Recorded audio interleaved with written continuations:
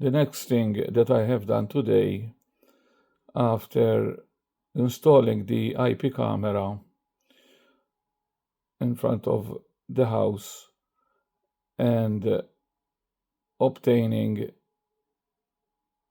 real-time video on the screen using the ROK 5B, now I managed also to store the video in real time as well. So again, the MPU is activated, and here we can see how fast this processor is.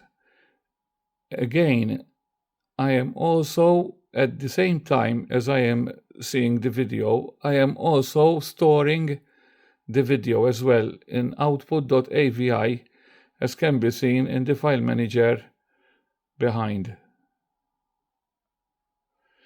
Again, YOLO v8.rknn is the model for object detection, and the neural processing unit is enabled. That is why I have this very fast processing. Now I am going to stop the video, and I am going to show you the stored video. So now I come here